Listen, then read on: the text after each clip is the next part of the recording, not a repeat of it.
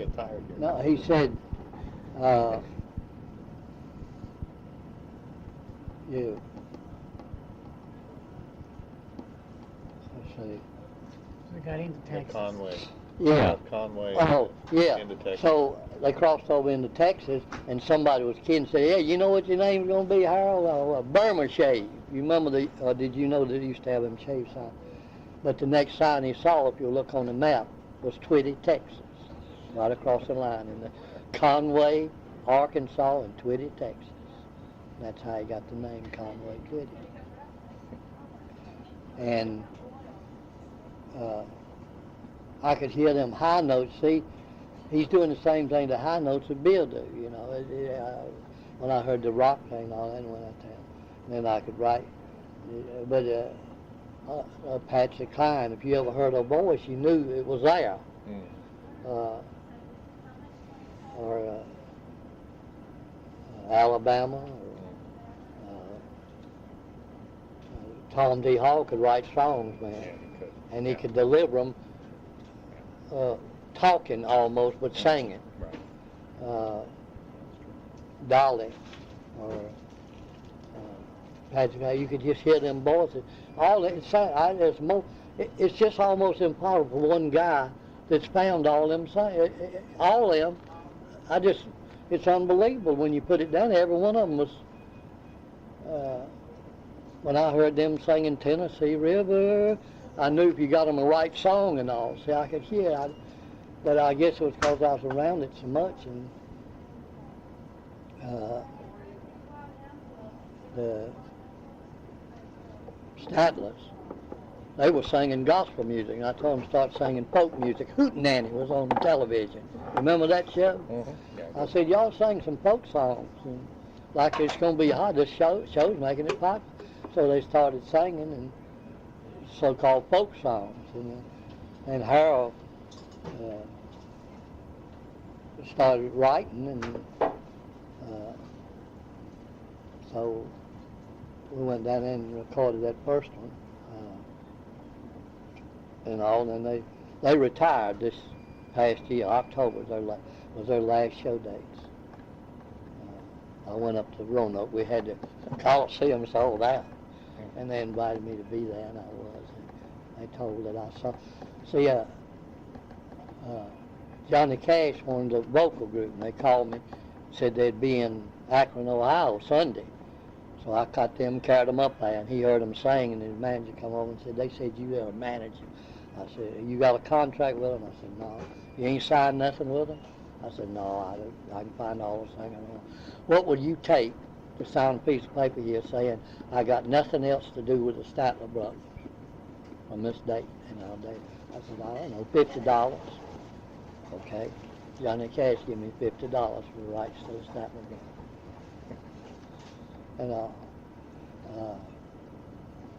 And there's a lot more, but when I heard Skaggs, and then, or when I could just hear something beyond it if I could get to it. And or a picker, you could almost hear the tone he got. See, that's amazing. You know, every picker get a little different tone. A lot of people can't recognize it all, but the fingers are different sizes, so they set them on that different way. But the main thing with Monroe, he wouldn't get right in the mic. He'd give the notes time to overtone before they went in the mic. All these guys would get right up at the mic and start playing rhythm on a mandolin. They ain't gonna never hear them, but that's that one beat, because it's going right in there. And I don't know how far back you got to get or whatever, depending on you. But Monroe never did try the microphone, so you could hear the overtones. Carlton, when's the last time you talked to Monroe?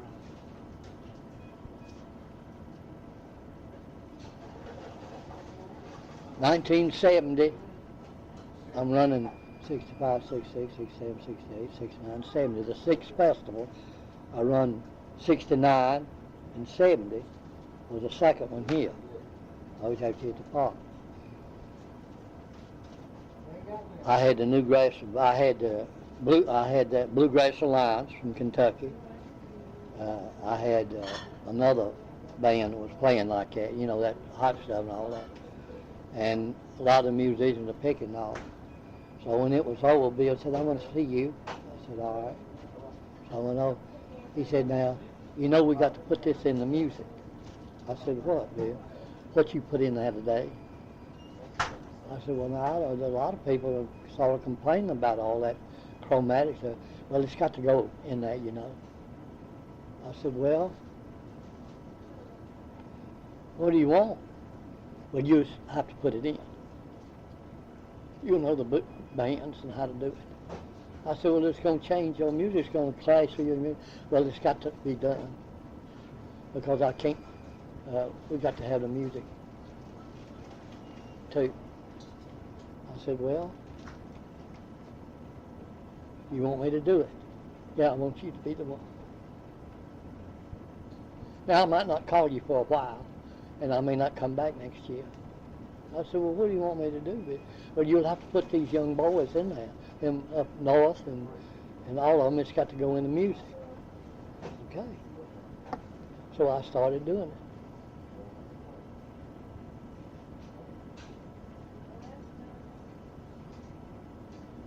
"25 years, like in 1 week, he sent word for me to be at Cherokee, at that festival I have in Cherokee in August, the weekend before Labor Day weekend. That was the next time we spoke. Like 1 week, being 25 years that we never spoke.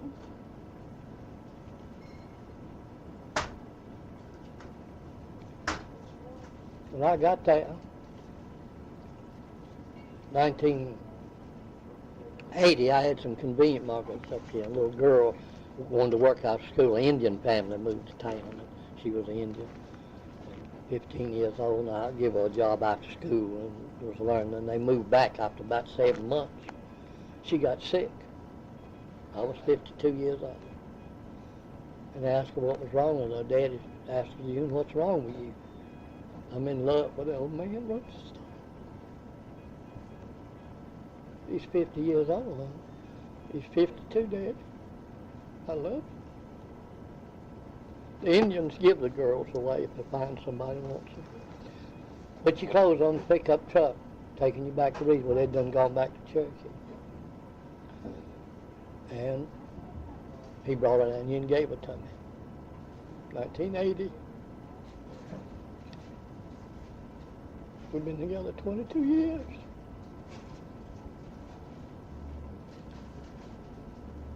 "23 now. So, we had a baby, 96. That's the year that Monroe told me, sent word for me to come to Cherokee from 71 to 96. And I carried my wife and the little baby.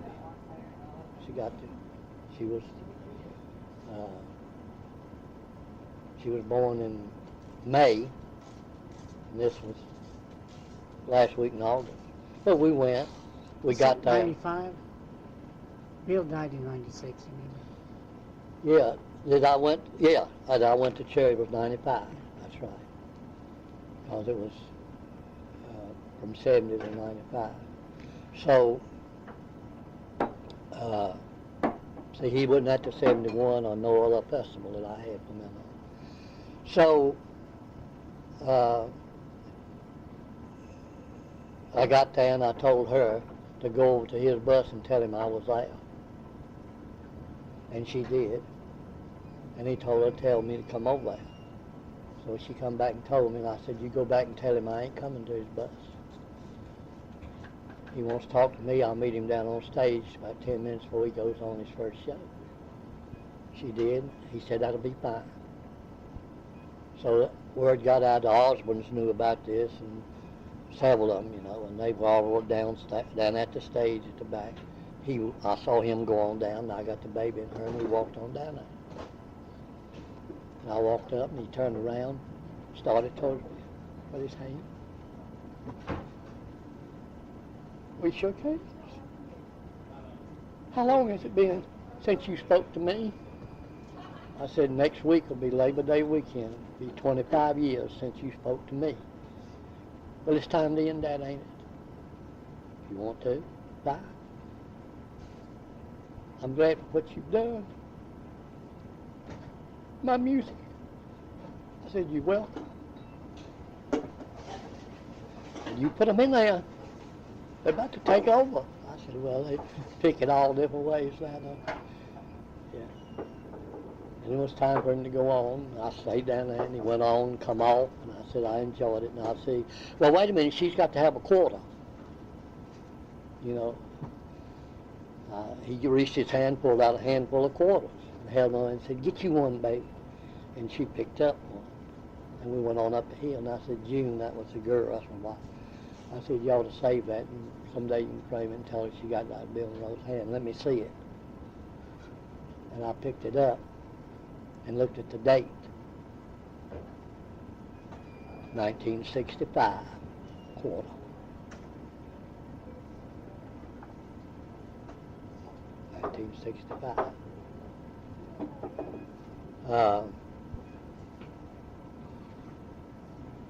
Now, let's see now.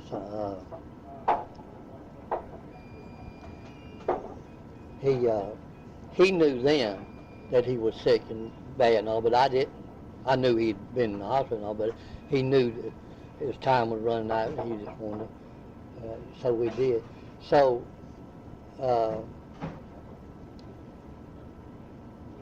the thing, though, that's really odd, the first Bluegrass Festival was 1965. He came on up on Wednesday to do a television show that night with Reno and Smiley, their show at Roanoke. And they did it, and we plugged the festival and come on out and everything, then Thursday, and then Friday, Saturday, and Sunday, so we stayed there all the time. So they got there, they left and drove all night and got there and come to my house, and I had breakfast for them. And then they were going to sleep during the day, because if they'd have drove all day, they'd have been tired, you know, for the show and all. So they had breakfast in my house and all. And we better run over a couple of numbers. And I thought, Lord, how many times we run over numbers? You know? But they went and got the mandolin and the guitar, and he sat down on the couch and was tuning it, and I go over with the thing. Bill, what are you going to do first on television show? What are you going to do first?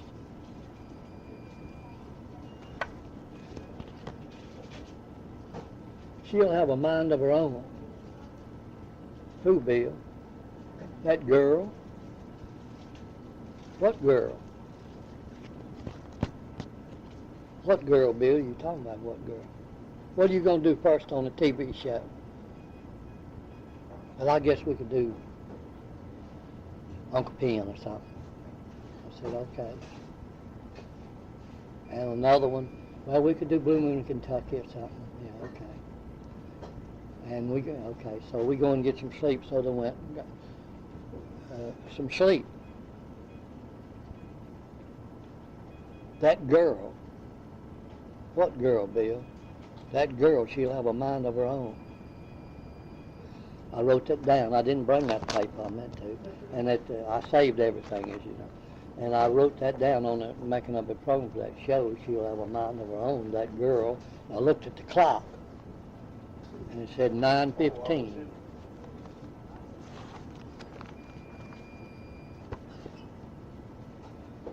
"15 years later, a girl walks in my store, an Indian girl wants to go to work after school and all. I give her a job. How old are you? 15. 15.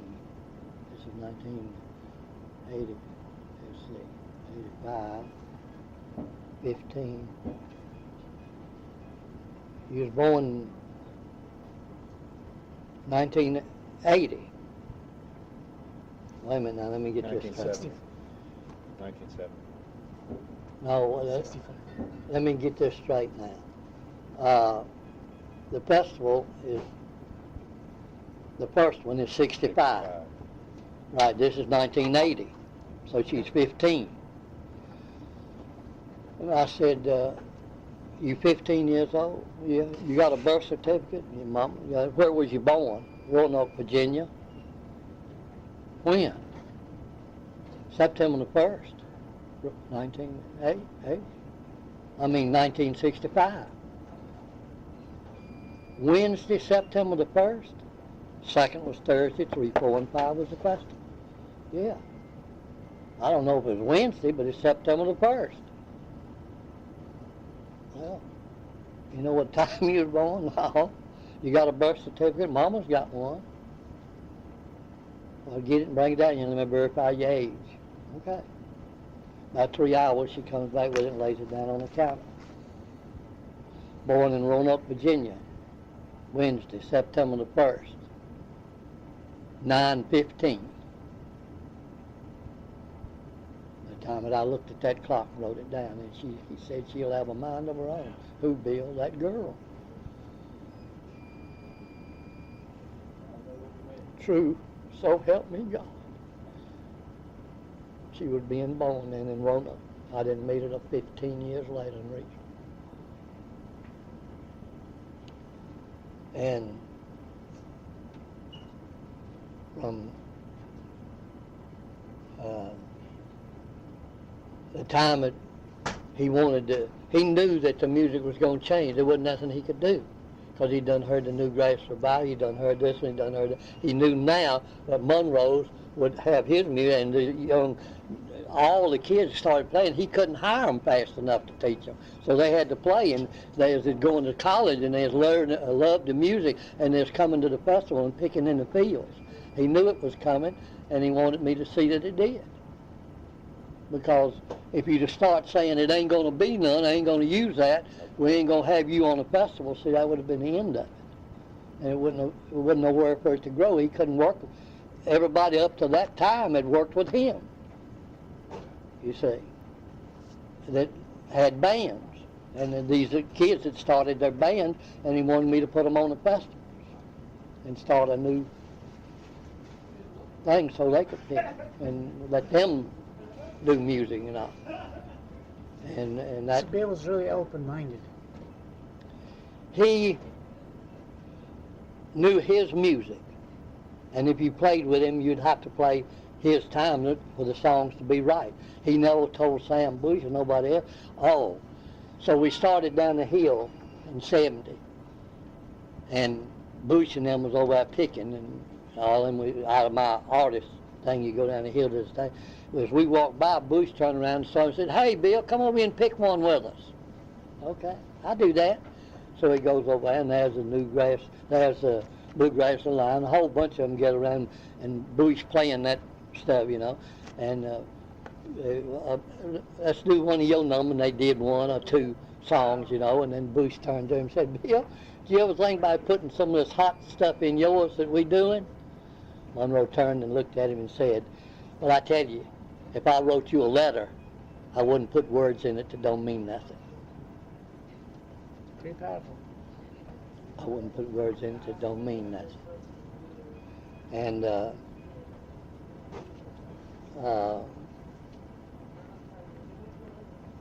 see, another thing he, trying to think what it was.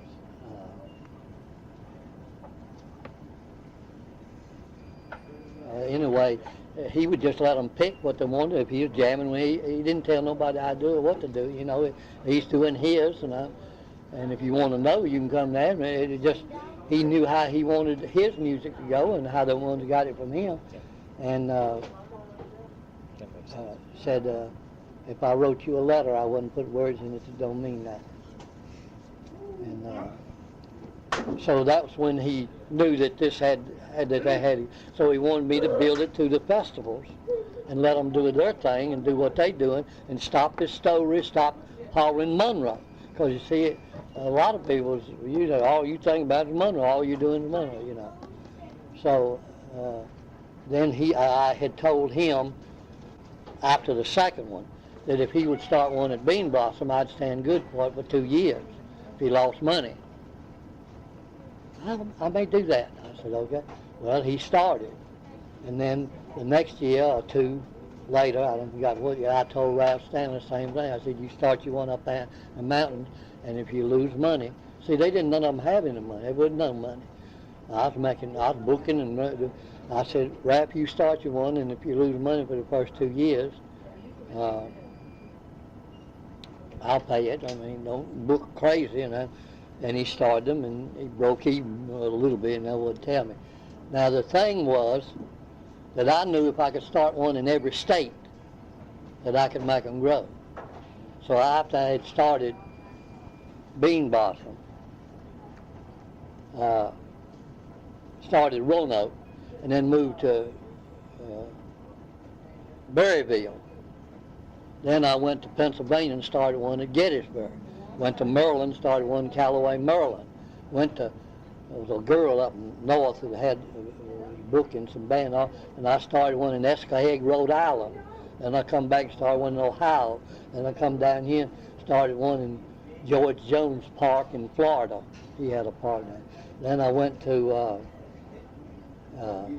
Ralph had one in West Virginia, Bill had one in Indiana, till I had 11 states with a festival in them.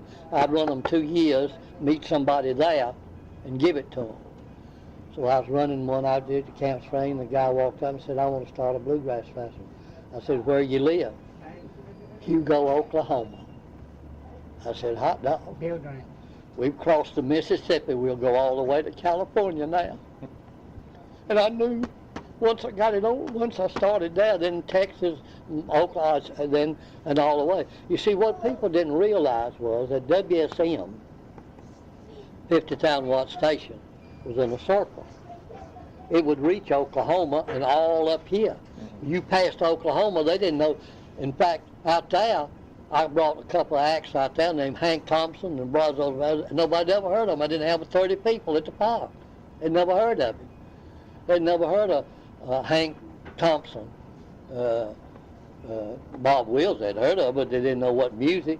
You see, that was because KBOO was a 50,000 watt station, and they were on it. Then out on the West Coast, Ben had a television show, and he had Merle Travis, the Collins Kids, all of them on the California was out there, and that they'd heard them out there, but they didn't know none of them back here. The Collins Kid, all of them, Merle Travis, and all. And then I brought Hank Thompson, had him out at the park on a Sunday. Didn't have 200 people. They never heard of Hank Thompson because WSM was. So that's what made country music so big in this half of the United States, and Bill Monroe and the bluegrass. You see, Platt and Scruggs was on TV. Reno and Smiley was on radio and TV. Bill Monroe was on the Grand Ole Opry and everything. And when the festivals, I had them and spread them out. I knew that then if somebody would keep them going and not overbook. I mean, they'd call me and I'd say, just get you the three good strong ones, one each day or 2 on Saturday strong, and use the little bands have got to get heard and started. And that's just how it sprung up. And now I think somebody told me there was 700 in the United States this year. 700 bluegrass festivals. Let's see, 50 states.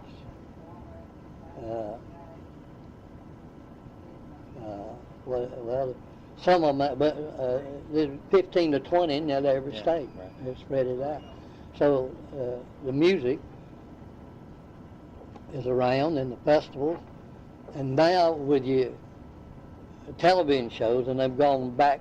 You see, they didn't change country music in Nashville. It died. Bill Monroe died. Roy Acuff died.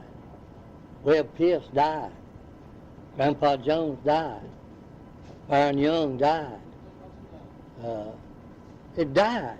So every 30 or 40 years, that group's going to die and leave, and the young ones coming up ain't going to copy them. They got their own thing started, and now they've built up this new thing.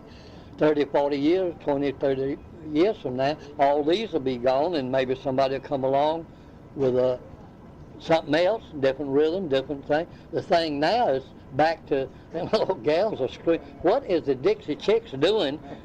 You know what they average in taking in on a show day? I can't imagine. Do you have any idea? No, it's a lot of money. I couldn't even guess. Well, do you want to just throw something out? on a show date they playing now, what do they take in? Average taken in $1.5 million per show, per day. See, I get a thing every week. It tells me the top 10 box office attractions, and it'll tell what they average. And they averaging $1.5 million a day. This Blaine Kenny Chesney, he was over a million, averaging over $1 million a day, but he fell down now a little bit, back to 750,000. Poor guy. You see, it's unbelievable. But they charge $60, $70, and $80 to get into them shows. They played Greensboro, Dixie Chicks did, and sold out 22,000 tickets in 3.5 hours when it went on sale that morning. Excuse me, man. So it's a whole different thing. I don't know what's making them. That creek, what is it? Nickel Creek. The what? Nickel Creek. Yeah, they're going to be over here at Greensboro if they ain't done been with the guy from the West Coast out there that plays in Manlin that had the band, played with Jerry Garcia in the. Yeah, David Grisman. David Grisman's coming and doing a thing, and he's up at a festival. It may be this weekend, but he's playing a smaller building, not the Coliseum, but they have a little theater there with about 2,000 seats in it. But it's a nice theater. He'll play that with some, and it's drawing the entertainment now because of the television. CMT has made this music that they call in country music the hottest thing in the country because it's on television, just like WSM did when it went on radio. You see, it has to be that way. Now, bluegrass, they put it on the television, the Skaggs. One of those mountains to a hill of beans behind, I went down there and got on that show. Or, because Dale McCurry was on my barn dance. And back in the 50s. And I got him a job with Monroe playing what? Supposed to play banjo. Yeah, he was playing the banjo. Then I heard another banjo player that come down to my house in Roanoke with Red Allen, brought him to my house. And I knew, I heard something nobody else. I said, I'll meet you in Nashville. He wanted to meet Monroe. And then I was on man had his phone number. And I said, well, you go on to the Clarkson Hotel and I'll be there Friday. And he did, and I got Bill. And he come up there Friday to be on a Friday night frolic and got in there picking with him. And Bill would call me for musicians, you know, when one had quit, if he didn't have one in mind. And he done called me and told me he needed a guitar player. But I come in with a banjo player. And he said, I thought you was getting me a guitar. I said, well, boy, you got playing banjo. And I got the last one down here. He can play the guitar.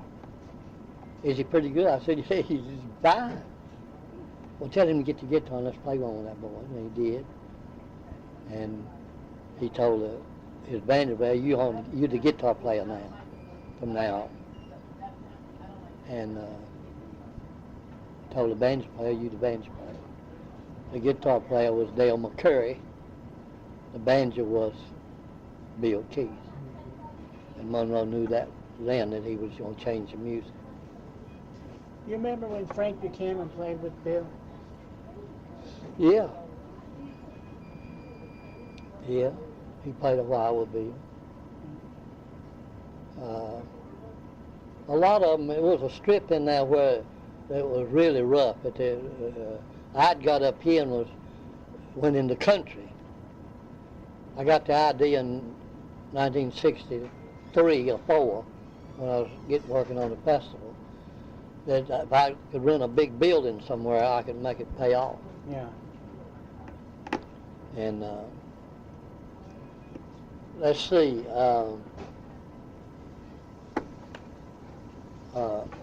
Monroe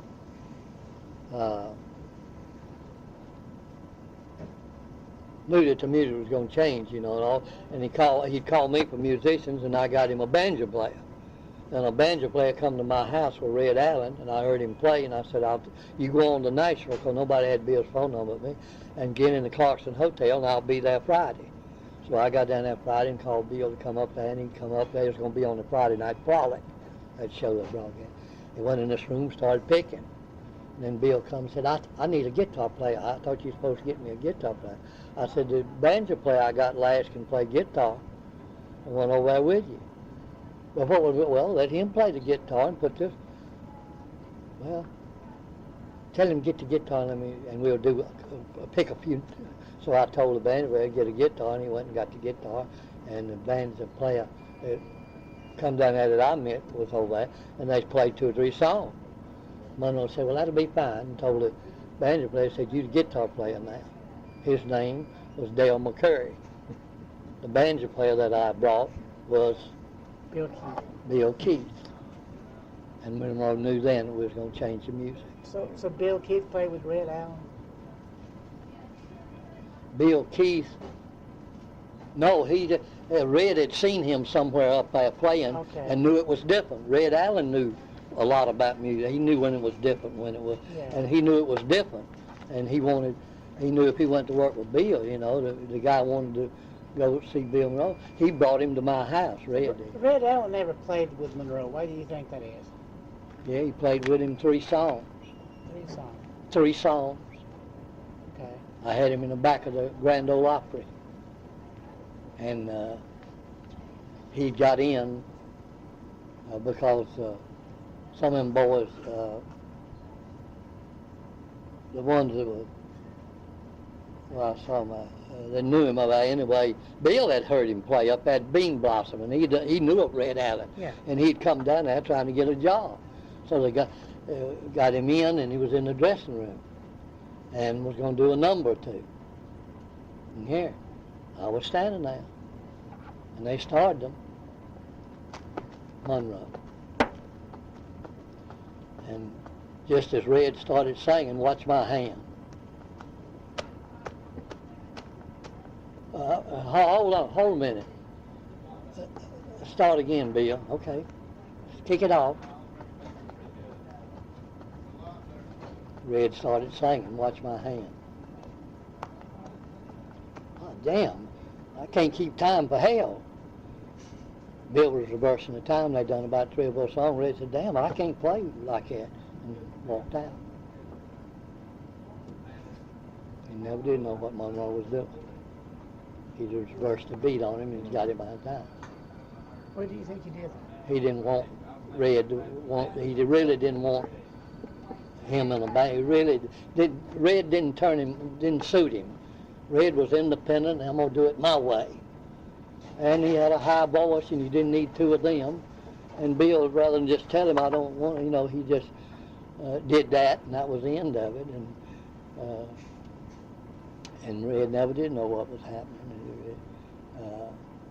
So that's the reason they never worked together. Do you know of other musicians where it happened too, that he would do stuff like that in order to discourage them from working with him? No.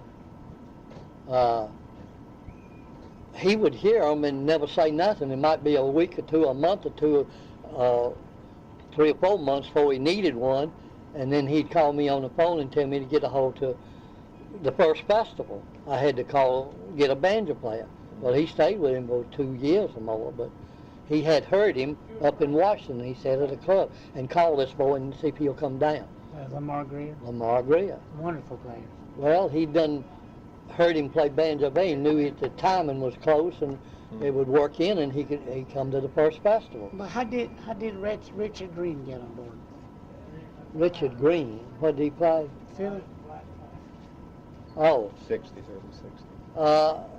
Bill just heard him someplace and liked what he was playing. He's in California now, ain't he? Yeah. Yeah. Well, he wanted to.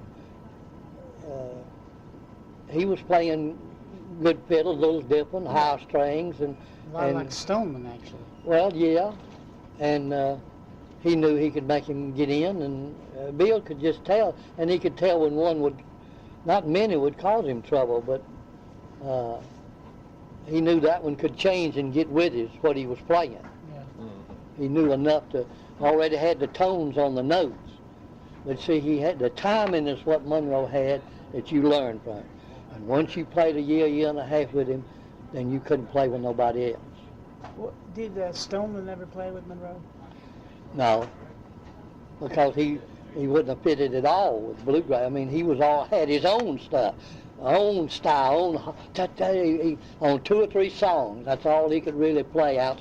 I mean, he could play the others, but it wasn't near nothing like them 3 instruments. He could, Listen to the Mockingbird, Old Joe Clark, and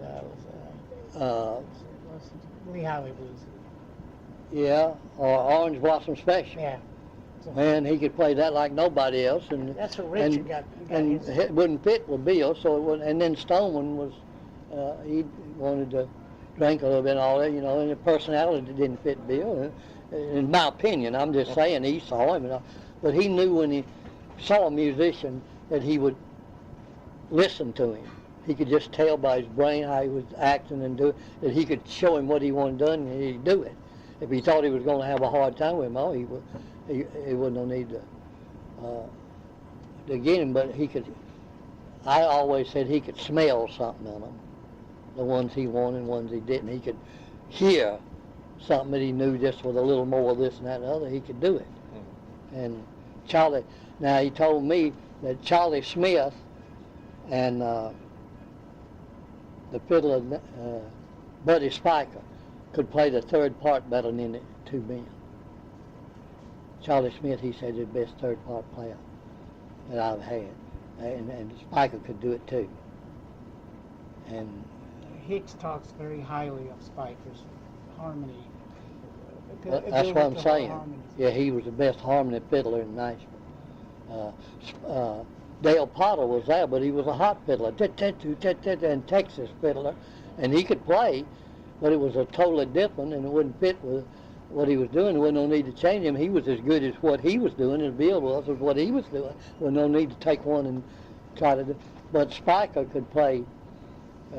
He recorded a lot of it and learned to play all of it, and he could play the 3rd part. Charlie Smith was good because Bill said he played just a little sharp, so playing the 3rd part just suited him fine. You know, to say that it just not much, but just maybe 2 or 3 vibrations. He could hear that. And the first time I heard Charlie Smith, I knew that there wasn't nobody got that sound. But everybody gets a different sound, size of the fingers, the way they set them on, the way they go. So it's like everybody's voice. It's 280 million people in the United States, and everybody's got a different voice. So what about Kenny Baker? What made him stand out? Bill obviously loved his playing. Well, he played the melody, note for note. And now I'm going to tell you something. Kenny Baker cannot play one note of harmony fiddle, only the lead. I know it. Hey, man. Hey, how you doing? Very good. Got it, did he? Yeah. Oh, did you write it? The Monroe could just hear a musician and tell what he could make him do or get him to do. And then when he got Bobby, Bobby could play note for note what he played in a hurry. He got a lot from Jim Eames and Clyde Moody and all around in here. So, but he had a bow. Had the best bow lick of any fiddle player. This is Kenny Baker. No, Bobby Hicks. He had the best bow lick. And Kenny had Kenny didn't, he played lead all the time. Yeah. He never did play nothing else. Yeah. Even to this day, they don't know. A lot of people don't know. I remember we was doing a thing and somebody said to him, Kenny, you going to play the lead or the 3rd? He said, hell, I can't play nothing but the lead. It was what I heard him say. I said, you mean? I can't play the 10 on that, and I can't play that but the lead. I said, it's just the 5th tone above. I don't want to hear it. And he never did want it. He played the lead. Yeah. And that was fine with Bill, because if he used 2 fiddles, he had to. Bobby could just play anything. And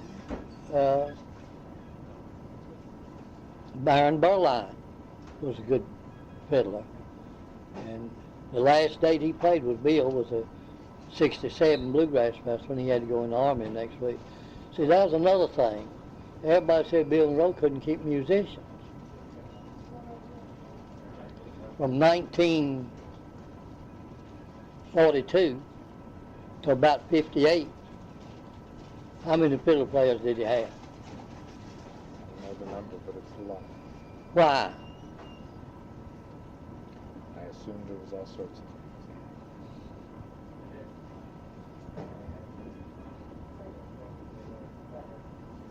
Wasn't but one thing.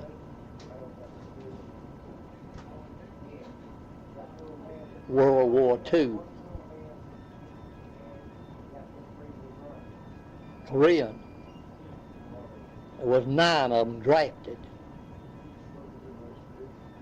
Howdy Foster started in 42. Asked Bill to keep his wife with the band so she could eat. Wouldn't have no way to make a living. That's the reason he kept Howdy Foster. He promised Howdy he would keep with the band till he got back from the war.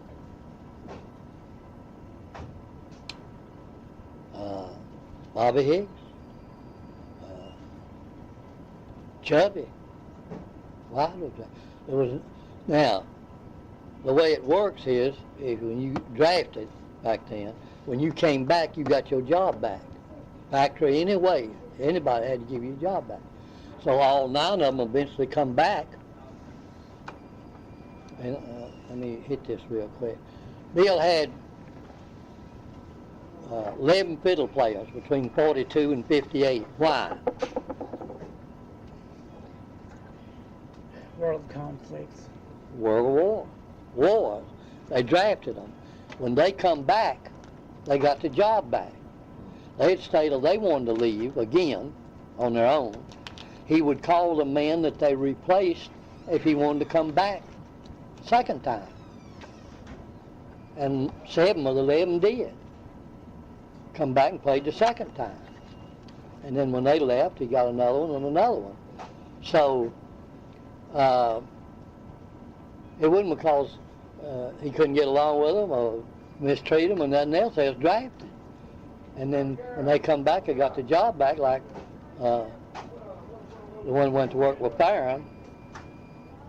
He come back, got the job with Bill. Then when Farron got out, he went over with Farron Young, and that's when he hired Hicks. But that one, see, Hicks was drafted, and he got Kenny back, and then Kenny left twice, and he got him back the third time. So it was the draft and the war and all that was causing so much uproar in fiddle players. And some of the others had to go, but most of them was the fiddle players. So Bill, it was a time when they didn't make no money. They was traveling, and he'd play all week to try to make a living and all. Some of them, it wasn't as hot a music as Ernest Tubb and Webb T and all of them, been Farron Young. I mean, they were, and bluegrass, there wasn't but one bluegrass band. And then, of course, when Platt and Scruggs started, and then Wildman didn't stay long, and Jimmy Martin stayed a pretty good while. Now that's the thing, Martin is the nearest man to Monroe's time that there is. You can't, he'll stop, I've seen him stop many new musicians with him. Tell him, you out of time now, you got to get with me. And he's just as bad as Monroe. He can't play unless you play. And he has a hard time, but he's kept most of them, what little he's playing and what he does. But There's one boy from here in Reedsville, David Nance. yeah, played with him. Yeah. He's still with him. Oh, is he? 18 years now. I didn't know that. You know probably David. Yeah, I knew. Yeah, his wife was a cashier at the bank, but I didn't know he was still with Martin. Well, the mandolin player's from Reedsville. He's been with him for years and years, I'm trying to think. He's from Reedsville. Well, last time I saw him, his son Ray was playing mandolin. Audie Blaylock played for a long time. No, this other boy, maybe he's on another instrument. He's still, Martin don't play a whole lot. I mean, and he's got a price, and he don't want to play 2 days of the festival. He'll play one, and he's got money. He's got money. Martin's got money. He don't need, but he's hurt him because they wouldn't put him on the Grand Ole Opry, and he's started harping about that and has for the last 10 or 12, 15 years. claimed Bill kept him off and this and that and the other and this and that. The reason was he was just say anything on stage about somebody else, and his personality didn't fit a opera. They just wouldn't fool with him. He had too much mouth. That's the main thing. And they just didn't want him. And what was used to have him, they already had Jim and Jefferson, Platt and Skaggs, Bill Monroe. They didn't want to overload it with bluegrass. They didn't bring another one in there singing like Ernest Tubb or Webb Pierce or Kitty Wells, so they kept it that way. They didn't need no more bluegrass. So Martin, or a lot of them, Reno and Smiley, they went down there. They were a guest several times, and they called me about them. Well, I said, well, and of course Don and Red both said that we got all work up here we can do. They don't need to go down there because you play on Saturday nights. Nights you make your money. But Martin just never could swallow the deal that they wouldn't let him off, and tried to blame somebody. And you can't blame somebody, you know. It's yourself.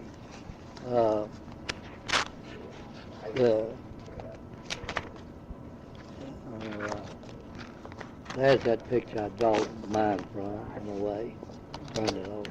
That was Berryville.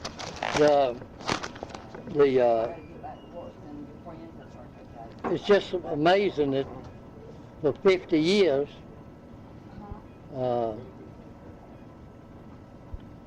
bluegrass music's still around. And more than 50 years, I think, because 53 that's when I went in it. It hadn't been around. I don't know where it really started was when Charlie and Bill sung together. I mean, you can say that's duet singing. That was, now when Bill left and started, see, that was another thing. Charlie wanted to pick all the songs. Bill had come up with, I don't want to learn this song. I don't like that song, Bill. Well, I mean, I like it. I'd love to have it. And I knew if I'd go on stage on a Sunday afternoon at 1 o'clock with Monroe and not let nobody else speak for 3.5 hours but me, that I could tell them what I was hearing. And I did. Tell us about it. Nobody spoke but me. Every entertainer was told, I'll run the show, I'll pick the songs, I'll pick the musician. So for 3 hours, he stayed on stage with me. And I told the story of bluegrass music. Now we're going to ask everybody everywhere in the park area to please get quiet. Just everybody listen and get quiet, because in 1940, Bill Monroe recorded this song, played guitar on it at the time. And this is a song that we officially open our story with each year. So we'd like for everybody just to be quiet and listen to the mandolin when it starts. We want to almost hear the trees, leaves move. The mandolin will start in just a minute now. Ask everybody to be quiet.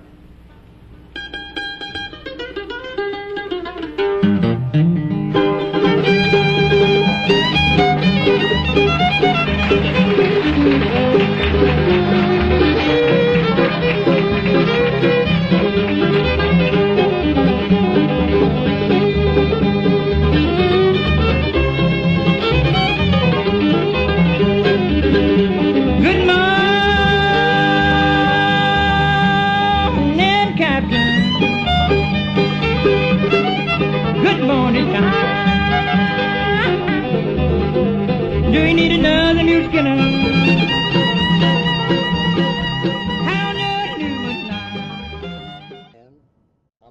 I got the ones that played with him to come back, and they went right back to playing that time and everything that they were off from it. But Don Reno, Jimmy Martin, I started with Clyde Moody, you know, he was there.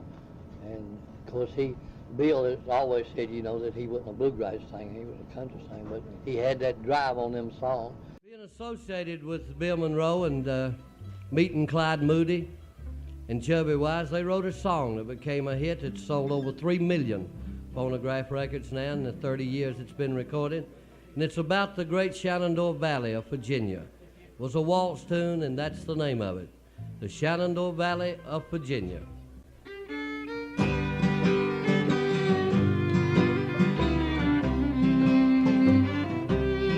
In the Shenandoah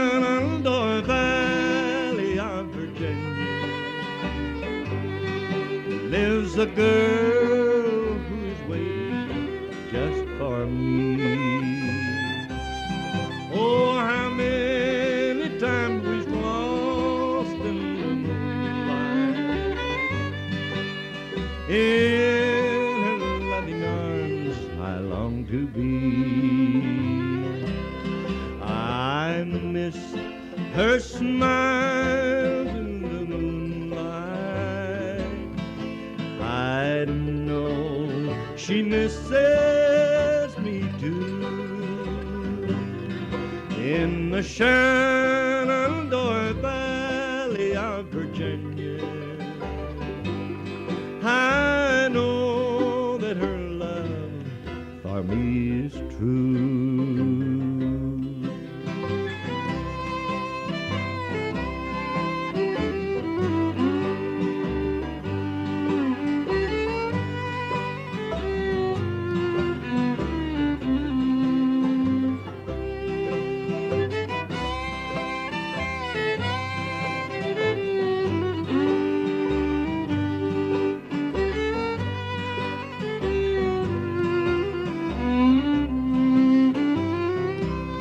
I miss her smile in the moonlight. I know she misses me too. In the Shenandoah Valley of Virginia, I know that her love for me is true.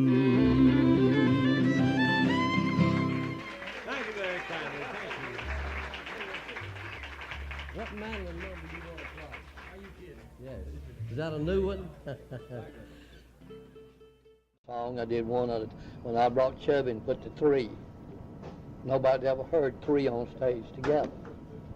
I bet they were I don't know going whether Bill had ever had three of them together. But when Chubby started with the other two, and Tex Logan, see, he could play, man, and all in them three, and I just motioned for the sound man to bring it up a little bit. And Bill just simply laid it to him. He just laid it to him. He never, you could hear the mandolin, but you see that another, see, he never would get in a mic, because if you get right in the mic and you play the A note 440, it goes in the mic. You ain't set no overtones in there. You see, that's the timing that he's got to make the note go, and that's the reason he won't stand right at the microphone. He would stand, whoever was singing, all he'd stand right here, but his mandolin goes in the octave. You see, everybody makes a mistake getting right up at the mic. The mandolin players get right up and then play rhythm. Whenever they change chords, it ain't no different. Ain't no different. It ain't overtone. You got to give it time to double. And he could just make it do that. Did Monroe seem to this story of bluegrass, did it seem to excite him a lot? No, I never have seen him excited. He was just Monroe. Yeah. And the minute I'd call this entertainer and all, I'd tell him I'm fixing to get so-and-so idea. And I picked the songs he didn't pick. He knew, though, that I knew. I mean, he knew that fiddler or Chubby or Burline or Tater Tate or whichever one. He knew exactly what he was going to play, and he knew I knew the songs, and you know, I mean, when I started with Chubby, you know, in Footprints in the Snow, that's the first time that a fiddle player played note for note what Monroe sung, was on that song. Now that was recorded, what, 1945, Footprints in the Snow, and he had eat that, they'd go from the opera down to this restaurant on Broad Street and eat, and he'd come out after the second show. He went down and got some coffee one night and come out, a man selling papers, a black man selling papers. By the way, what color are you? What color are you? What color am I? Same. We all black. If you don't believe it, tonight when you go to bed and turn the light out, tell me what color you are. We're all black. The color's in the light. I'll throw this in right quick. They just found a woman's skull, head, and have unteared the bone. They found it, and it is between 2.8 and 3 million years old. And so now they got to change everything. There's been, I don't know whether she was call her a human or whatever. They'll probably print some stuff on this in pictures, but they just discovered this skeleton head. The whole thing's there, the whole head, the bones and everything.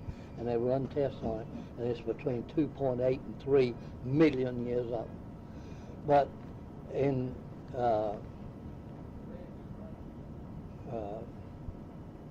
don't know how I got off on that. I was telling about what was I telling about? You asked me something. Well, about Monroe being excited. Oh yeah. No, you see, he never showed any emotions.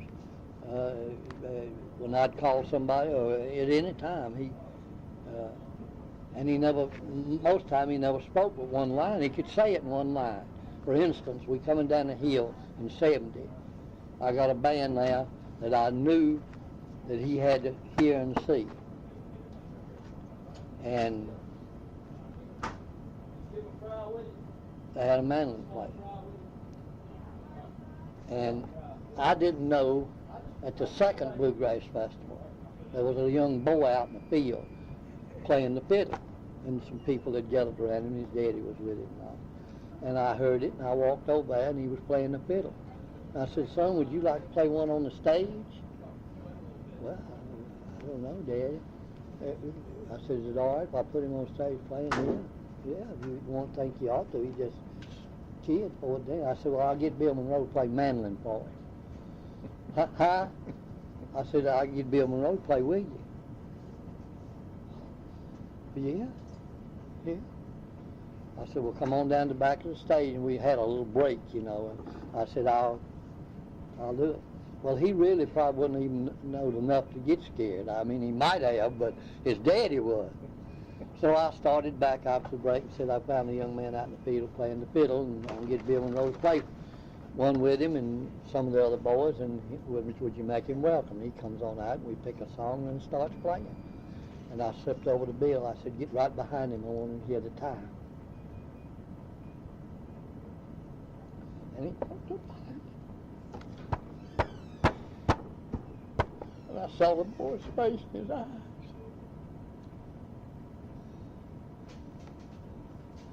Got done, I played another one, got done. I said, well, that's good enough to do 3. Let's do it. And I did. And the boy played. Told me he's never forgot hearing that, man. His name, Sam Bush, 14 years old. Once you hear it, you can never get it out of your head. So, I've never seen Monroe. I have seen him laugh a few times, a couple of times. He's just Monroe. So, at the 70 festival, I'd had this Newgrass Revival. No, it was, what was it, from Bluegrass Lounge from Kentucky, and Sam Bush was a fiddler. And they up there, and I go up and tell Bill he's next, and we start down to the stage, and Bush and them over there, and he said, hey, Bill, come over and play a number 2 with us. Well, I'll do that. And he walks over there, and he's got the mandolin, and they played, and Bush is playing a mandolin. See, Sam Bush. And they played 2 or 3 songs off. Bush turned and said, Bill, you ever think about putting some of these hot licks in your picking now that we're starting to do? Monroe said, no, I tell you, you see, if I wrote you a letter, I wouldn't put words in it that don't mean nothing. It's pretty powerful. That's pretty powerful. I like that. I don't put words in it that don't mean nothing. And let's see. Did he get excited with other musicians in the band? No, he just played. I mean, he controlled it. He had complete control of his brain, you know. Was he? Did you ever feel like he was competitive, in a sense, with the other band members? No, he knew exactly what they played and what they was going to play when they heard it from him enough. I don't know how many times, but he knew that every one of them would have to play his way because he never would let up on the time. You see, okay, is Blue Moon of Kentucky rock and roll or bluegrass? It's definitely bluegrass.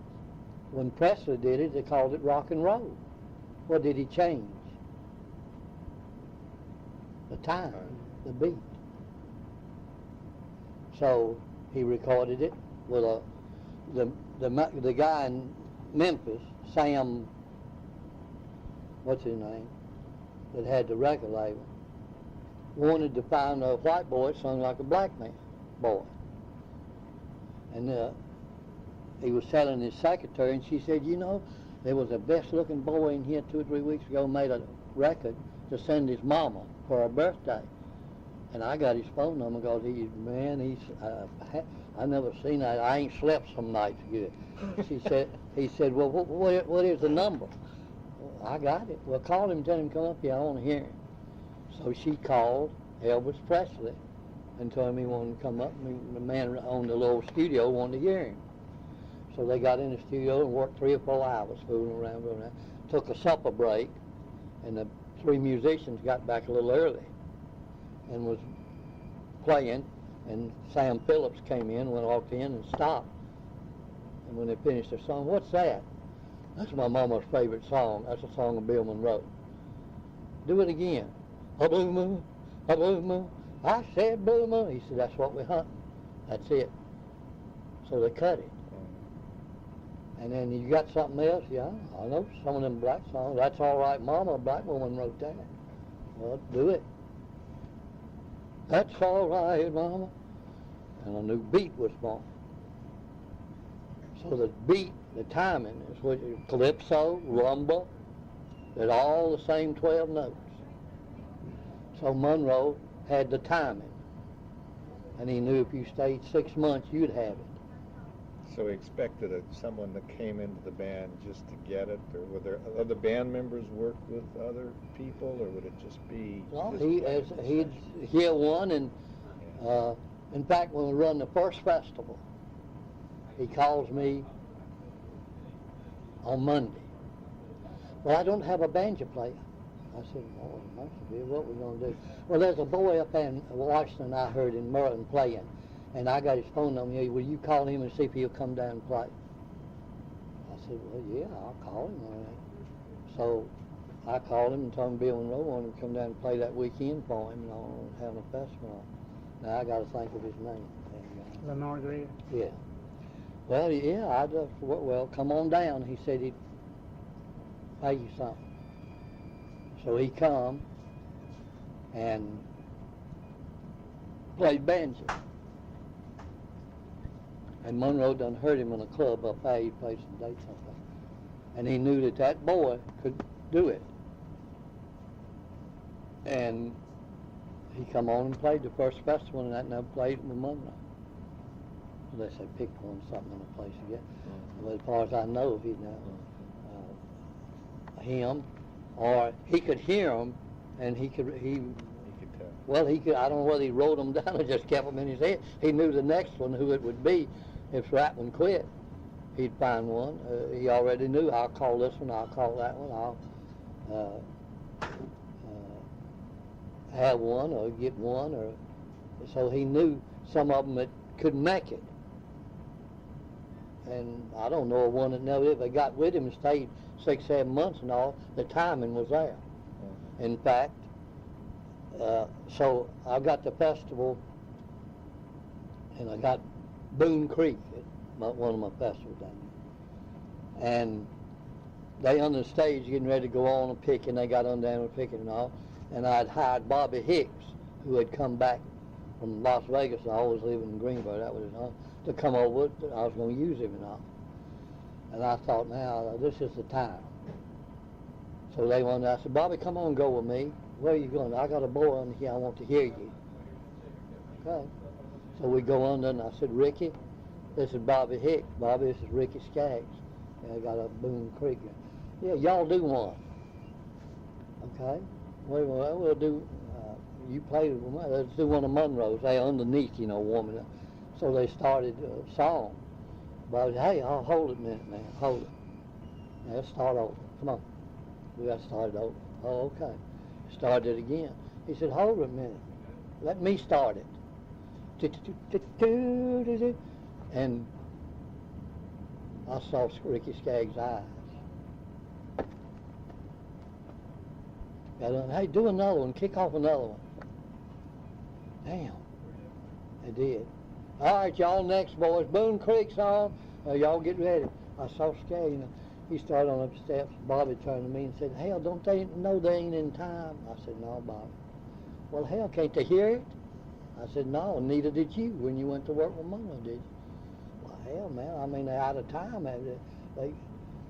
Come on, let's go.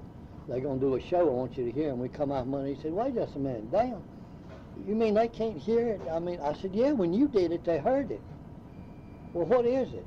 I said, it's the timing you got. And oh, hell, I play just like anybody else. I said, no, Bobby, you playing time different. No, damn well, I know damn well I ain't. I said, yes, you are, man. I mean, you played with Bill Monroe. You got the timing from Bill Monroe. Oh, I'll be damned. Is that what that motherfucker done to me? I said, that's what he done with every musician that played with him. And that's why I can't play with nobody else, ain't it? I said, that's right. That's reading your Van Greenberg. They go, oh, we'll be damned. Is that what it is? I said, yeah. It's the timing. So I had a band there, a country and western band. It was from Greensboro. And I was going to start the Saturday night thing, let them come on first and say, listen to this, and then we're going to do bluegrass. I'm going to show you a difference here. So they come on and had a western swing. I ain't talking about boom. Hicks heard them. Now, he'd been in Vegas for a long, long time. Yeah, he come down the hill with a fiddle. Who in the hell's that? I said, a band from Greensboro, where you live. Damn. Wonder if they cared if I played with them. I said, no, they ain't got a fiddle player. Come on. I put them out there. And they started, man. And I turned the sound on. In a few minutes, this guy come running down there, run up on the back of the stage, run, what is this? I said, don't come out here. What the hell are they doing? I said, they're playing Western Swing Bluegrass. Who in the hell's the fiddle player? I said, Bobby Hicks. Oh, my God. And he goes around on the other side and borrows a mandolin and comes out on the stage with it. His name was Ricky Skaggs. When he come off, I said, you hear it, Ricky? Damn, what are they doing? I said, it's a timing, but it's so close to everything. Oh, damn, I ain't know. Man. So later on, and then I got them on the stage, and then went on, and they went on, and Bobby come out with me and said, don't they hear it? I said, no, Bobby, they don't understand. Yeah, they know it's this. Well, damn, can't they hear it? I said, no. Well, how do they play? I said, that's the way you played before you played. I ain't never played like that. I said, yeah, Bobby, before you went to work with Monroe. I'll be damned. Well, I reckon it is. And that's how they're so close, they don't know it, they can't recognize it. It's just a difference that they can't, you know. Byron Berline said, what am I going to do? I said, go home and open you up a music store and get you a Saturday night jamboree and charge people to come and like we read. Well, so Carlton, I mean, that's really, I mean, absolutely wonderful. So the timing. Yeah, there's a whole thing. And then you mentioned the scale of Monroe, the B flat, the B natural. Is there anything else that, you know, that you can, that defines his music, that's something that you would want to say? He plays 4-note chords, 1, 3, 5, and 7, and he'll sing the 7 for tenor sometime. Oh, anytime. And Sweetheart of Mine, can you hear me call how many times? So if you'll listen now to his records, you'll see him playing. He don't bother the bottom. You know, triads. There's a major triad and a minor triad, right? 4 half tones in one, 3 in another. C to D, D to E. That's 3 notes with 4 half tones in it. C to D, D to E. E to F is 1, and then F to G is 2, so there's 3 in the top. You lower the middle note down a half tone, your 3's on the bottom, your 4's on top. Now you got, the sound's going to go down because you got a minor chord. You bring the other one down, you diminish both triads, you got a diminished chord. You come back to 1, 3, and 5, raise 5, or 1, 5, and 8, whichever diatonic or chromatic, which you're going to use. But 1, 3, and 5, and raise 5 up a half tone, you got 2 major triads, you got to augment it. Raise it another one, you got to double augment it. You raise it another one, you're going to have a 7th up there. You're playing the 7th note away from the middle note in your chord. Now, when you add that one, that's the way you got 4 notes in it, and that's what Monroe did and does. He uses 4-note chords. When you play with him, you don't know you're doing it, but you are too after a while. And then you can't go play with nobody else because they're not using that play at the top. You see, when he goes B to C is a half tone, C to D is a whole tone, the minor's on the bottom. Now C to D, and D to E. Now E to F, F to G, and G to A is 3 whole tones, and then your A, you back to, then, let's see, C to D and D to E. Then E to F, F to G, G to A, you back. So he plays with them top ones to make the sound go up or down that he wants. That when he writes a fiddle number or a song and plays you the melody, you play it notes that he's playing. You don't know he's changed you to another whole setup of scales. When you were working with him, do you remember some of the songs he wrote? Well, yeah, he wrote nearly everything he did. Yeah. Well, I mean, but... Do you remember any, did he ever tell you what caused him to write a certain song?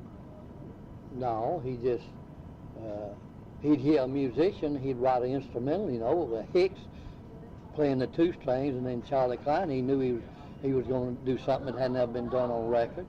And then he started using that with his singing some and all. And then he just made everybody, you got the timing perfect. If I go out there and change the wires on your spark plugs, you ain't going nowhere. And he has every one of them tones in the correct tones. And then the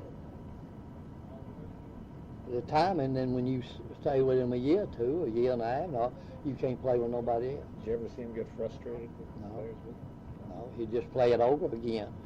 I'll do it again. He just played it over, and I didn't say nothing. He'd just play it again and again. The man would soon find a mistake, do it. He never told you, go here, go there, do it. He'd just play it.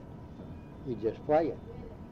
And like he did down at that stage, Martin started it twice with all the others. And the 3rd time, Bill hit it. They said, let me start it. And then when he started it, man, I heard something I'd never heard in my life, man. And then I told him to do another one. And what'd Jimmy do? He sung Live and Let Live with him. But here was the secret of wanted that one, Jimmy did. He always thought Bill covered him up more than the other singer. So he picked Live and Let Live so he could sing it stronger and loud than one of the others. And Bill just, in that little dressing room, had to go up louder with his voice and the music. And man, me standing right in the middle of it, I thought, God almighty, if they could hear that. I bet it was powerful. Oh man, I didn't sleep for 2 or 3 weeks. I was wondering what was happening. Well, I knew the timing there and the tones, and then I knew. And every night I laid down, I heard it. And I said, I'll start a festival. Let Bill come on Sunday, and I'll do. Did Monroe ever talk about how he learned about music? He said he learned it from that black man and his uncle. You see, that black man, this is really, they have all a rhythm that the white, so-called white, we Caucasians don't have. They have a rhythm, most of them. A black person has they started playing drums in Africa, I reckon. I don't know where they got it, but they got a rhythm that we don't have. And it's your brain, you see. Now, when you read the study of the music in the brain, you know why Mel Tillis can sing without stuttering? The words are in this side right up front. Here's your speech center. The vibrations of the notes of music's in this side. one beat tells you when to send the word over here, and the next beat tells you when to turn it into vibrations. The tone is in a separate place. Didn't you talk like this all the time? You couldn't change tone. Them 5 things is what Monroe uses. The timing of sending the words over here and changing the timing, the beat that you're going to turn it into the note. The 2 beats tell you that, and the tone comes from you. Going back to the story of bluegrass, who would be the last one you called up on the stage? At the end of the story and all, Yeah. the Osborns. Not because they were the last and all, but because their sound and Bill would be entirely different. Right. It'd be Martin would be next to last, and then the Osborns. And because there was 2 of them, they had their own music too, in a way. Yeah. And they were the ones that was that Bobby. He had to imagine that they compared his tenor singing to Monroe, that he was a high singer, the other high singer, and he almost, see, I got tapes of all that. I got, see, I taped every festival up until, let's see, 69, 70, 71, 72, around 73, around 74. I got over 200 reels recorded on both sides of all those festivals. Everything played out. Nice to hear those. Can we make some copies? Well, you can't do nothing with them. You couldn't, except just you listen to them. Yeah, that's what I don't care to. I mean, I would just for my own studies. Well, they're gonna. Now, did you know we've started a school of music? No. Well, we have. And next week is Monroe's birthday.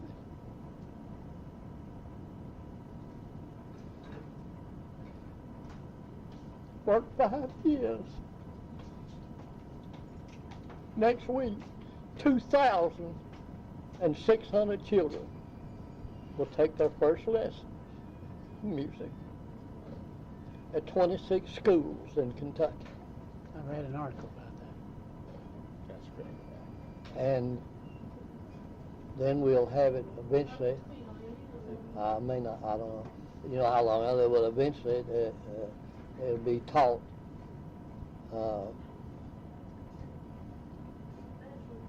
third grade, 4th grade, 5th grade. All of them, if you add 5 years old starting school, will be 8, 9, and 10. I was going to say, you got to get them early enough so they can learn that. So that the man said there that 90% that had perfect pitch started learning music or hearing music between 4 and 10 years old. So we'll start with them. We raised $60,000 to start it, and then got the money and paid. We raised it. And IBMA. yeah, no. The museum. You see that? A lot of people don't know that you can't, that IBMA is a different thing from IBMM. So I just met with the director, Gabrielle, last week. Yeah, well, You know that, Gabrielle. I've never met her yet, just on the phone. She's a wonderful woman. Well, you see, because of the tax laws, the Country Music Association does not own the Country Music Hall of Fame. It's a different, because of tax laws, it ought to be different. Bluegrass Music Association is one thing. The Bluegrass Music Museum has a different board of directors, all of them. It's a separate thing. I But saw we're your working name. together. I saw your name on the wall there. Yeah, there's somebody said they'd put 200 and some names up. Yeah, you're one of the Hall Well, of Honor. the Hall of Fame members, but they also got I don't know whether it's on paper, how it is. They also got every name before from 1954 back that had anything to do with it. 226 names of people who had something to do with it up to 54. Yeah. So they're gonna, but the music, the thing that about teaching they're not gonna call it bluegrass. They're just gonna teach music, and then the scales, everything. Start them listening, hearing, and then they can pick their own. Right. It's just teaching music. Yeah.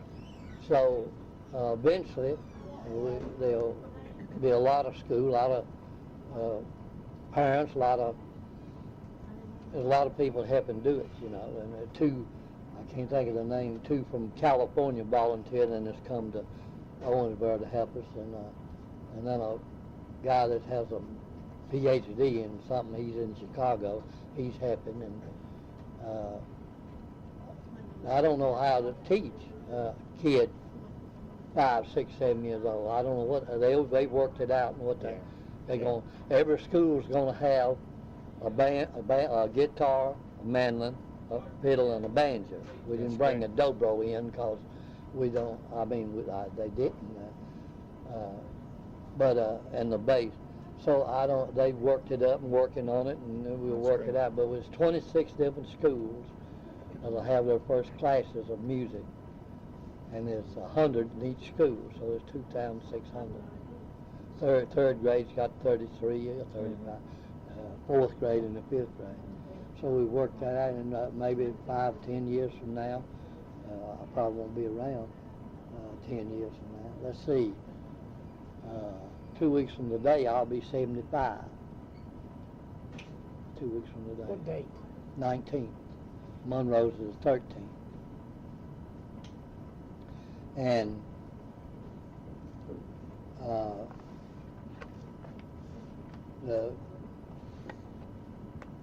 Charlie Monroe, you see, his was July the 4th. Do you know what year he was born? 09. 09. Charlie Monroe? What? 09. 1909. No. 1903. 100 years ago, this July. Somebody said, when did bluegrass music start? I said, 100 years ago. You crazy as hell. They know that.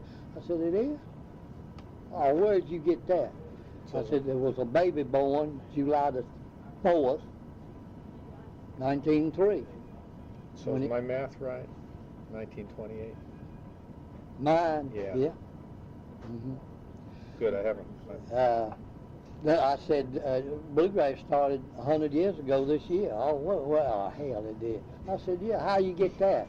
I said, on July the 4th, 1903, a baby was born. When they got it out of the womb and spanked it on its butt, it said, wah, wah, wah, wah. It was the timing.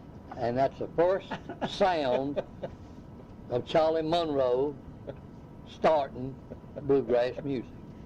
Well, that's an interesting way to And look. then that was to be the last young one. That was 7. Yeah. And they'd made a deal. No more. So 8 years go by. She goes to him and tells him, I'm pregnant again. We were pregnant. Can't have it. Well, can't do nothing about it. So on September the 13th, 1911, another one was born. The midwife came out, said to Buck, you want to see the baby? It's in there. Yeah. Charlie said, he turned to me, I was 8 years old, said, you want to see the baby? Yeah.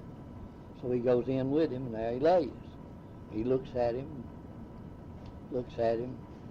And I tell you, Melissa, we'd already planned that, and I'm going to tell you something. That's Ace. And I wouldn't take $1 million from there one of them. But I wouldn't give you 25 cents for another one. Now, do you hear that? And that was the last one, but he wasn't supposed to be born. He wasn't supposed to be a Bill Monroe.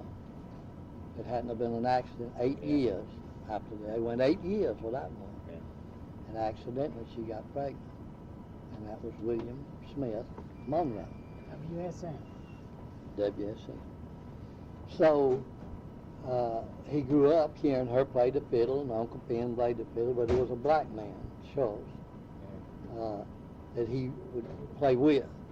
And being at that age, well, he, that 14 years old, it stuck.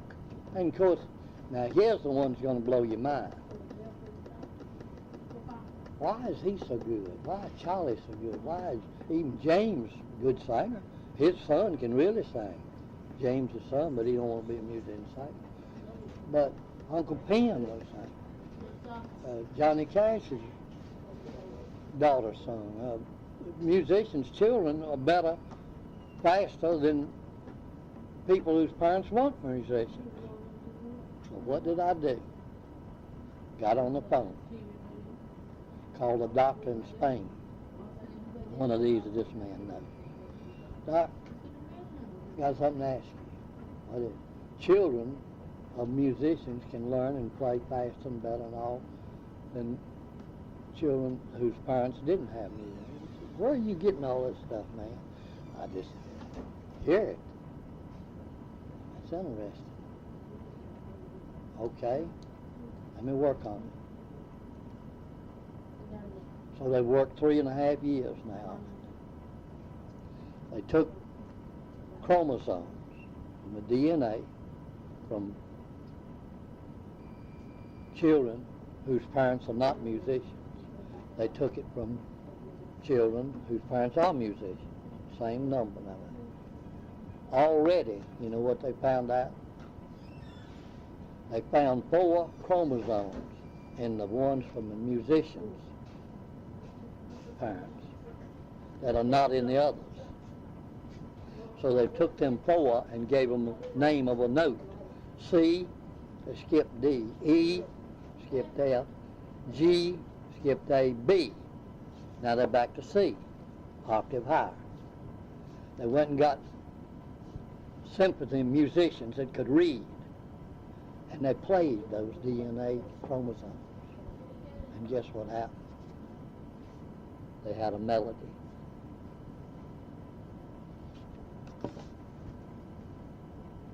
And they've recorded now 10 songs on a CD of those chromosomes in music. They got another 1.5 years to go on the 5-year study. So they ain't print nothing yet. Don't. Because they, you know, they don't want it out. I mean, they got to do a 5-year study then.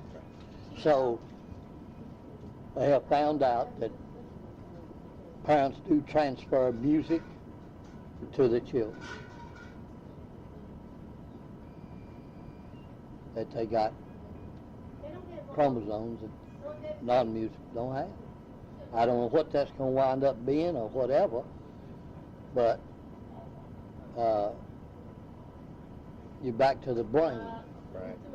Monroe, see, the brain moves my finger when I say I'm going to move it up here. Everything. So Monroe heard them play when he was little, heard his mama, he played the guitar with her and the fiddle, heard the black man, heard everything. Then when he went up to Chicago, and then Birch and Charlie up there playing around him, and he got to playing, and first thing you know, Birch went home, and this guy come in and heard them. They never did play on the barn dance. They were dancers on the Chicago barn dance. And this guy heard them. That was with Texas crystals, not crazy water crystals. Texas. Hey, man, we got a problem out in Iowa. We'll sponsor y'all if you go out there and get on radio and advertise it. Okay. So they go. And then they stay 2 or 3 months. I don't know exactly how many, but 4 or 5 months, and it didn't come off. It didn't help the sales. They said, listen, we got competition down in North Carolina with crazy water crystals. Now, we will send you down there. Okay. So they sent them to Spartanburg, South Carolina, and Asheville. And they were playing, advertising Texas crystals. Crazy Water Crystals was sponsoring Zeke Wade Maynard, J.E. and Wade Maynard, the other 2 brothers, what was that?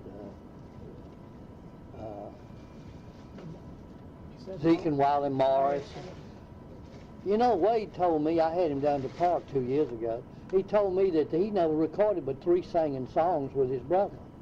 That he always recorded with Zeke and Wiley because he couldn't get along with his brother, and one of them recorded with him. But we all mixed it up. And the man would come in at a record, we'd all get in there, and he'd pick some.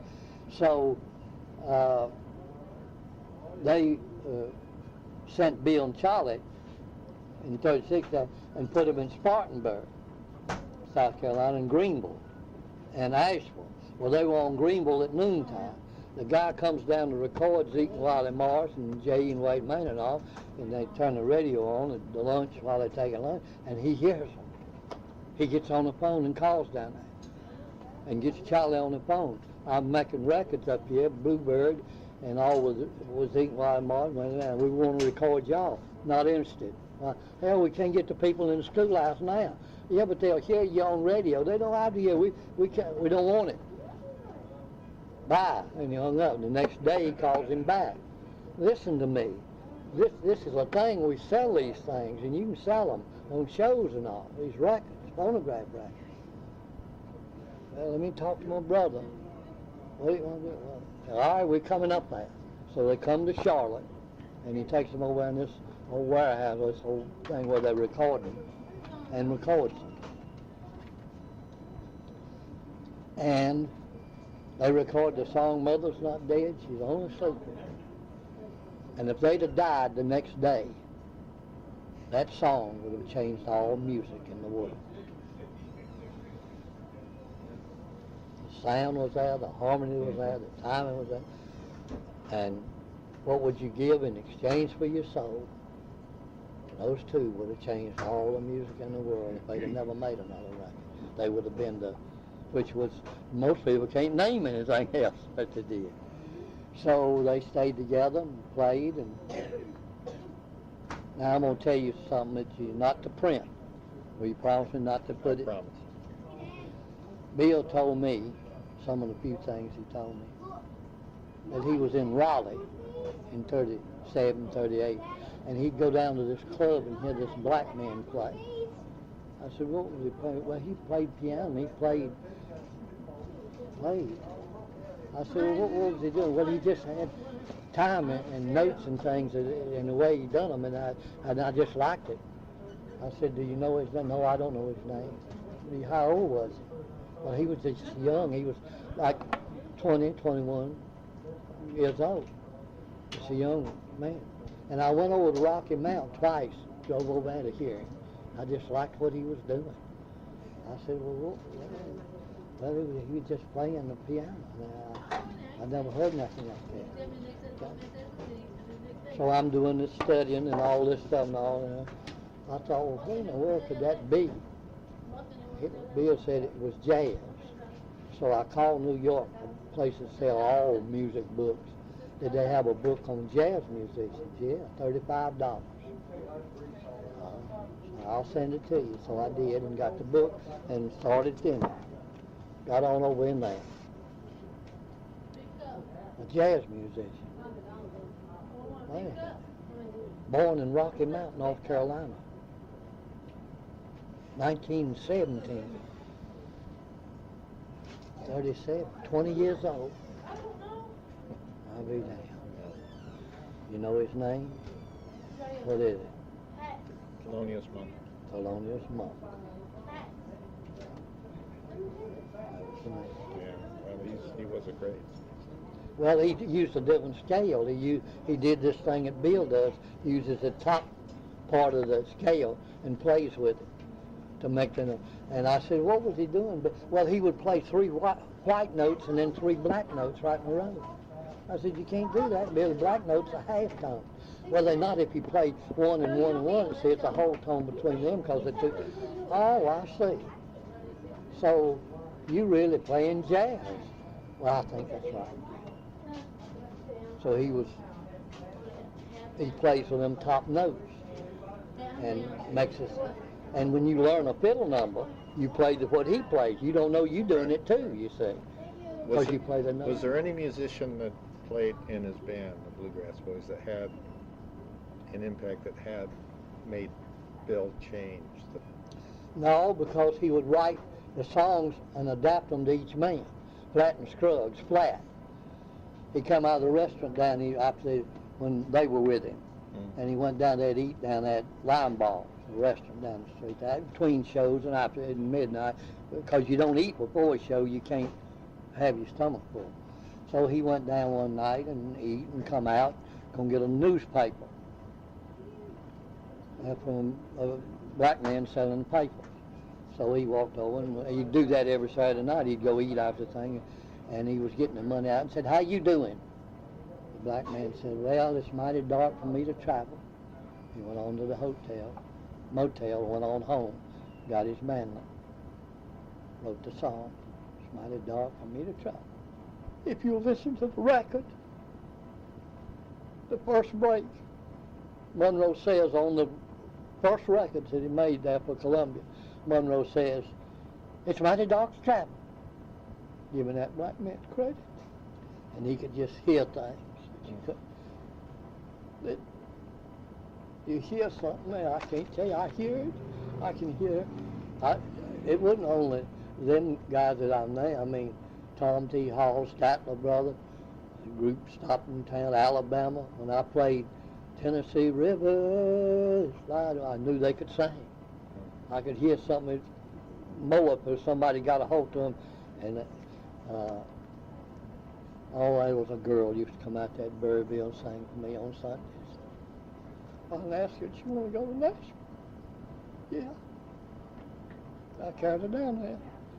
Ray Price had a bass bag to write songs. He had one, we carried it over, and he wouldn't even get out and go in to carry it where the girl was. Me and another guy carried it in.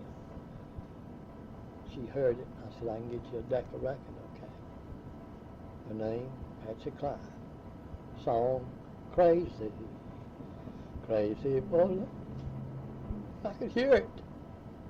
I could hear it. The whole thing, the music, everything. Conway, Harold Jenkins. I got that boy, Harold Jenkins, who carried him down there. We didn't use Harold Jenkins. He went to pick up his drummer one night that lived in Conway, Arkansas. And somebody was going to be funny and said, "Harold, the next road sign is going to be your name." They looked and it was Conway.